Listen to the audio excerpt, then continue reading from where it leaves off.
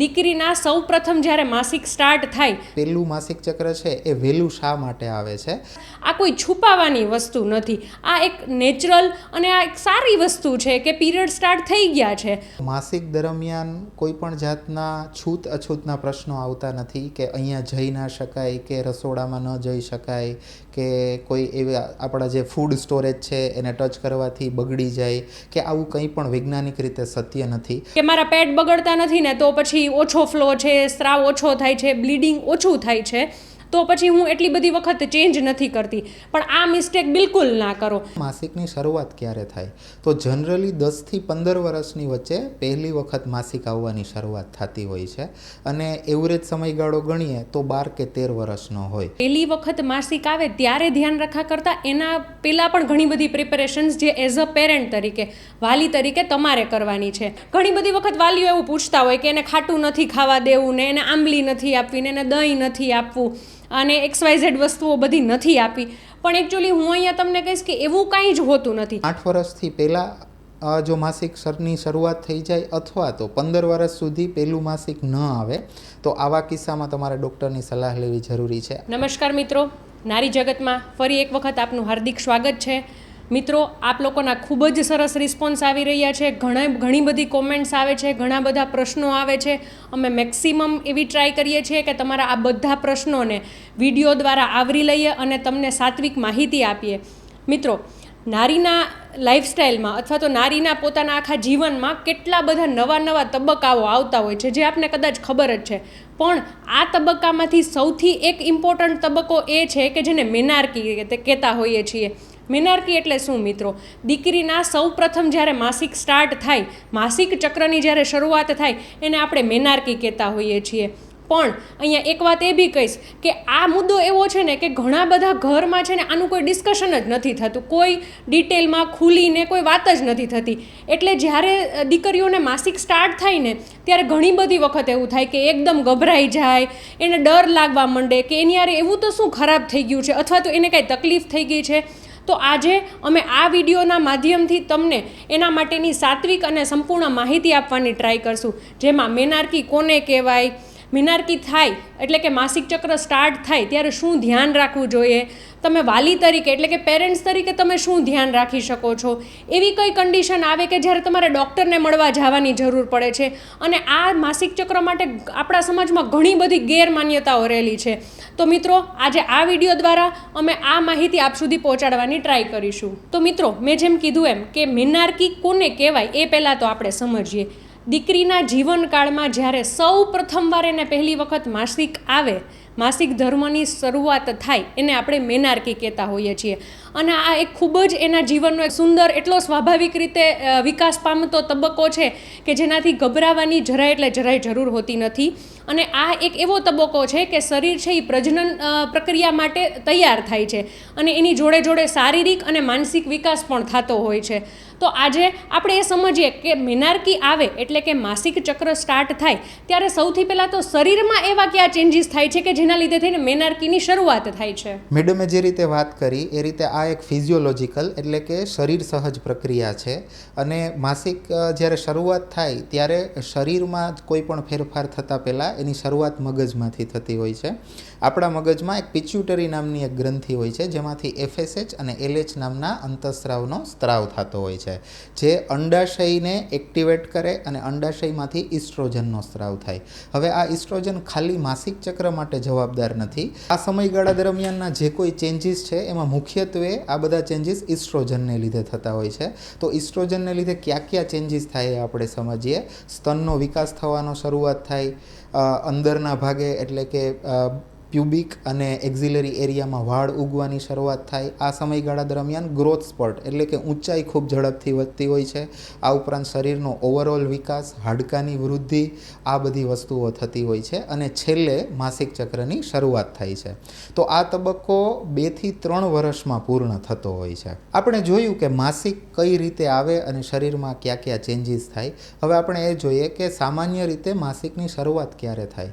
તો જનરલી 10 થી 15 વર્ષ વર્ષની વચ્ચે પહેલી વખત માસિક આવવાની શરૂઆત થતી હોય છે અને એવરેજ સમયગાળો ગણીએ તો 12 કે 13 વર્ષનો હોય. ગ્લોબલી આ સમયગાળો છે ને ધીરે ધીરે વહેલો થતો જાય છે, એટલે કે હવે 11 વર્ષે કે 10 વર્ષે પણ પીરિયડ્સ આવે એવું અમે ક્લિનિકલ પ્રેક્ટિસમાં જોતા હોઈએ છીએ. જો 8 વર્ષ પહેલાં પીરિયડ્સ આવે તો એને પ્રિકોશિયસ પ્યુબર્ટી કહેવાય અને 15 વર્ષ સુધી પીરિયડ્સ ન આવે તો એને ડિલે પ્યુબર્ટી કહેવાય. 8 વર્ષ પહેલાં પીરિયડ્સ આવી જાય અથવા તો 15 વર્ષ સુધી જો પીરિયડ્સ ન આવે તો આવા કિસ્સામાં તમારે ડૉક્ટરની સલાહ લેવી જોઈએ. હવે આપણે જાણીએ કે ગ્લોબલી આ જે પ્યુબર્ટી છે એટલે કે પહેલું માસિક ચક્ર છે એ વહેલું શા માટે આવે છે.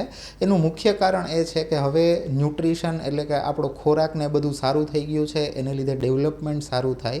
પણ બીજું એક અગત્યનું પ્રિવેન્ટેબલ અને ધ્યાન આપવા જેવું બાબત એ છે કે દુનિયા આખીમાં ઓબેસિટી એટલે કે મેદસ્વીતા, વજન વધારે હોવું, આ બધી વસ્તુઓ વધી ગઈ છે, જેને લીધે લેપ્ટિન નામના હોર્મોનને કારણે શરીરને એવા સિગ્નલ વહેલા મળે કે હવે શરીર તૈયાર થઈ ગયું છે, એને લીધે પ્યુબર્ટી વહેલી આવે.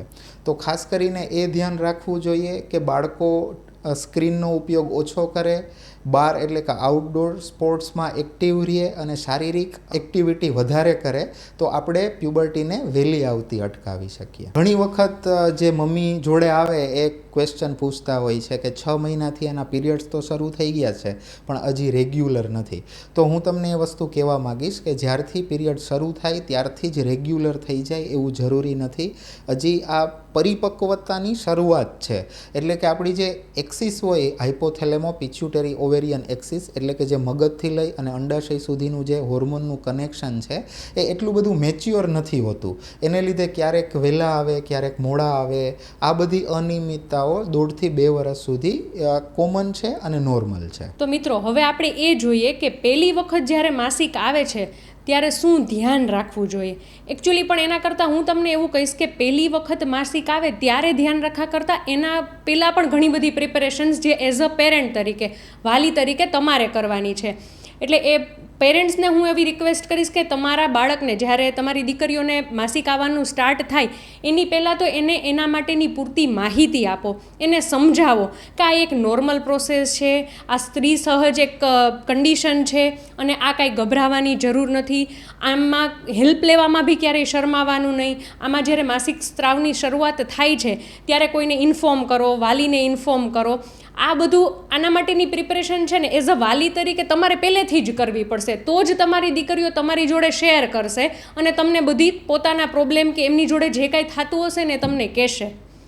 બીજી વસ્તુ હું એ કહીશ એઝ અ દીકરી તરીકે કે કોઈને જ્યારે દીકરીઓને પીરિયડ સ્ટાર્ટ થાય છે ત્યારે સૌથી પહેલી વસ્તુ હું એ કહીશ કે જરાય ગભરાવાની જરૂર નથી કે કાંઈ એકદમ ડરી જવાની કે સેન્સિટિવ થઈ જવાની કાંઈ એવી બધી જરૂર નથી. અને ખાસ આ કોઈ છુપાવવાની વસ્તુ નથી. આ એક નેચરલ અને આ એક સારી વસ્તુ છે કે પીરિયડ સ્ટાર્ટ થઈ ગયા છે તો પછી આના માટે ધ્યાન શું રાખવું જોઈએ આપણે. તો દીકરીઓ સૌથી પહેલાં તો તમે જે sanitary pads, disposable sanitary pads use કરવાની હું સલાહ આપીશ. આ તમે જ્યારે યુઝ કરો છો ત્યારે એવરી 4 to 6 અવર, દર 4 થી 6 કલાકે આ પેડને ચેન્જ કરવાની પહેલા દિવસથી તમે ટ્રાય કરો અને એવી જ ટેવ પાડો. ઘણી બધી વખત છે ને ઘણી દીકરીઓ આવીને એવું કહેતી હોય કે મારા પેડ બગડતા નથી ને તો પછી ઓછો ફ્લો છે, સ્ત્રાવ ઓછો થાય છે, બ્લીડિંગ ઓછું થાય છે તો પછી હું એટલી બધી વખત ચેન્જ નથી કરતી. પણ આ મિસ્ટેક બિલકુલ ના કરો. ભલે તમારા બ્લીડિંગ ઓછું આવતું હોય કે વધારે આવતું હોય, તમારા પેડ્સ છે એ 4 to 6 આવરલી ચેન્જ કરો, કેમ કે એમાંથી ઘણી વખત તમને ઇન્ફેક્શન થવાના ચાન્સીસ બહુ જ વધારે રહી ગયેલા હોય છે. આની સાથે હું દીકરીઓને એ બી કહીશ કે ઘણી બધી વખત એવું હોય કે સ્ત્રાવ ઓછો હોય, સાવ બ્લીડિંગ સાવ ઓછું થતું હોય તો તમે પેન્ટી લાઇનર યુઝ કરી શકો છો. જેમ આપણે હમણાં જ સમજ્યું કે ઘણી બધી વખત એવું હોય કે પીરિયડ્સ ઇરેગ્યુલર આવે, પહેલાં થોડાક દિવસ ખાલી ને ખાલી સ્પોટિંગ થાય અથવા તો પાછળ ખાલી સ્પોટિંગ થાય, તો આ ટાઈમે તમે પેન્ટી લાઇનર યુઝ કરી શકો છો. અને વચ્ચેનો ટાઈમ એવો હોય અથવા તો સ્ટાર્ટિંગથી જ એવું હોય કે તમારો ફ્લો બ્લીડિંગ બહુ જ વધારે હોય ત્યારે તમે પીરિયડ્સ પેન્ટીનો યુઝ કરી શકો છો. કોઈ બી તમને અવેલેબલ અને કમ્ફર્ટેબલ લાગે એવા કોટનના પેન્ટી અથવા તો લાઇનર યુઝ કરો, એ બહુ સારી વસ્તુ છે. અને હા, સ્કૂલ ગોઈંગ ગર્લ્સ માટે સ્પેસિફિકલી એવું કહીશ કે તમારા બેગમાં એક પેન્ટી લાઇનર અથવા તો એક પેડ રાખો જ, કે જેથી કરીને તમને તો ક્યારેક જરૂર પડશે અથવા તો તમારી ફ્રેન્ડને અથવા તો તમારા કોઈ કલીગ છે એને બી જરૂર પડે તો બી તમે એને હેલ્પ કરી શકો છો. આની સાથે સાથે હું વાલીઓને એટલું કહીશ કે ઘણી બધી વખત એવું હોય કે દીકરીઓ એટલી પોતે મેચ્યોર અને પોતે શાંત અને એટલી સમજદાર હોય, પણ પેરેન્ટ્સ તરીકે તમને એટલી બધી ચિંતા થતી હોય, તમે એટલા કોશિયસ હો કે તમને જ ના સમજાતું હોય કે દીકરીના જ્યારે પીરિયડ સ્ટાર્ટ થાય છે ત્યારે આપણે કેવી રીતે રિએક્શન આપીએ છીએ. સૌથી પહેલાં તો આપણે આપણું રિએક્શન છે ને એ શાંત રહીને આપણે રિએક્ટ નથી કરવાનું, આપણે સમજવાનું છે આ પ્રક્રિયાને અને એમને બી સમજાવવાનું છે.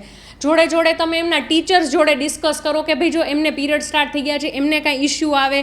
હું હારે એ બી કહીશ કે જે કદાચ આપણા સમાજમાં બહુ ઓછું જોવા મળે છે, એઝ અ ફાધર તરીકે ઘણી બધી વખત પિતાઓ છે એ પણ પોતાની દીકરી જોડે આ બધી વસ્તુઓ શેર કરી શકે છે. એટલીસ્ટ કાંઈ નહીં તો એનાથી એનો સેલ્ફ કોન્ફિડન્સ એટલો બધો વધશે ને કે એ તમને લેટર ઓન એના પોતાના ફ્યુચરમાં તમને થેન્ક્સ કહેશે. અને આ સાથે મને વાલીઓ ઘણા બધા ઓપીડીમાં આવીને એવું પૂછતા હોય કે મેડમ મારી દીકરીને પીરિયડ સ્ટાર્ટ થઈ ગયા છે તો હવે એને શું ખવડાવવું જોઈએ અને શું વસ્તુ હોય એને અવોઇડ કરવી જોઈએ. તો અહીંયા હું એક વાત કહીશ કે એવું કાંઈ હોતું જ નથી કે આ વસ્તુ ન ખાવી જોઈએ.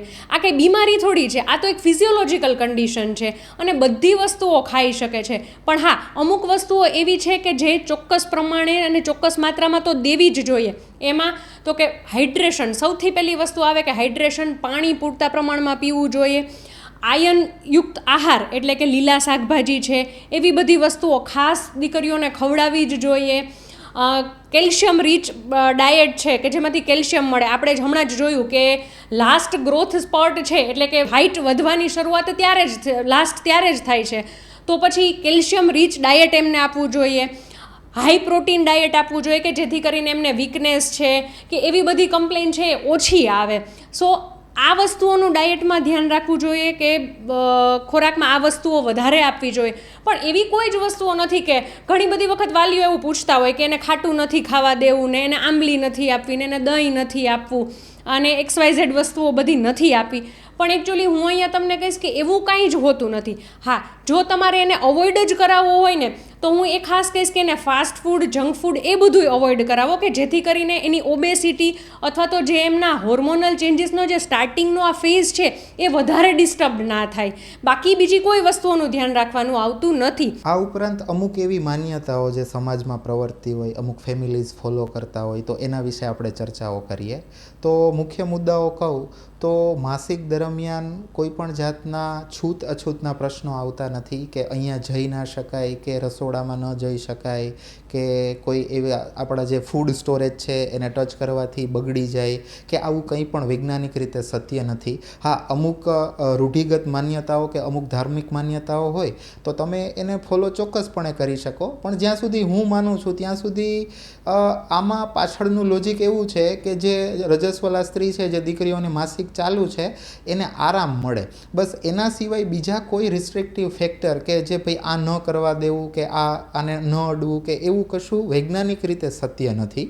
બીજી વસ્તુ ઘણી દીકરીઓ પૂછતી હોય કે સ્પોર્ટ્સ કરી શકાય, તો બધી રમતગમતો જે તમારા કરિક્યુલમના ભાગરૂપે કે સ્કૂલમાં આવે છે અથવા તો કોઈ પણ એવી એક્ટિવિટી નથી કે જે માસિક દરમિયાન ન કરી શકાય. તમને કમ્ફર્ટેબલ હોય એવી દરેક પ્રવૃત્તિઓ તમે કરી શકો. તો આપણે જોયું કે આજે દીકરીને માસિક ધર્મની શરૂઆત થાય એ એક સહજ અને એક નોર્મલ પ્રક્રિયા છે, ગભરાવાની જરૂર નથી. અને જે ધ્યાન રાખવાનું છે એનું મેડમે પણ ડિસ્કશન કર્યું. હવે આપણે એ જોઈએ કે અમુક કિસ્સાઓમાં ડૉક્ટરને ક્યારે મળવું જોઈએ. તો આપણે અગાઉ વાત કરી એમ કે 8 વર્ષથી પહેલાં જો માસિકની શરૂઆત થઈ જાય અથવા તો 15 વર્ષ સુધી પહેલું માસિક ન આવે તો આવા કિસ્સામાં તમારે ડૉક્ટરની સલાહ લેવી જરૂરી છે. આ ઉપરાંત માસિક સમયસર શરૂ થઈ ગયા છે પણ દર વખતે માસિકમાં અસહ્ય દુખાવો થાય છે કે જેથી બાળક એની રૂટીન એક્ટિવિટીઝ નથી કરી શકતું અથવા તો એને સ્કૂલમાં ઇસ્યુ આવે છે, સ્કૂલે જઈ નથી શકતું, આટલો દુખાવો થાય છે તો તમારે ડૉક્ટરને બતાવવાનું છે. આ ઉપરાંત બહુ વધારે પડતું બ્લીડિંગ કે જે કન્ટિન્યુઅસ 8-10 દિવસ સુધી ચાલુ રહે તો આવા કિસ્સામાં તમારે ડૉક્ટરને બતાવવાનું છે. આ ઉપરાંત જો માસિક ની શરૂઆત થઈ ગઈ છે પણ 3 મહિના સુધી જો માસિક નથી આવતું તો આવા કિસ્સામાં તમારે ડૉક્ટરની સલાહ લેવાની છે. આ ઉપરાંત વધારે પડતા બ્લીડિંગને લીધે જો બાળક ચીડિયું જણાય કે થાકી જાય એવી ફરિયાદ કરે કે તો મે બી એનું હિમોગ્લોબિન ઓછું થયું હોય તો એને રિલેટેડ તમારે ડૉક્ટરની સલાહ લેવાની છે. સો મિત્રો, યોગ્ય માહિતી, યોગ્ય માર્ગદર્શન અને આ પરિવારનો સહકાર જ તમારી આ દીકરીઓને એના જીવનમાં એક જે નવો અધ્યાય છે એમાં આત્મવિશ્વાસ સાથે આગળ વધવામાં હેલ્પ કરશે.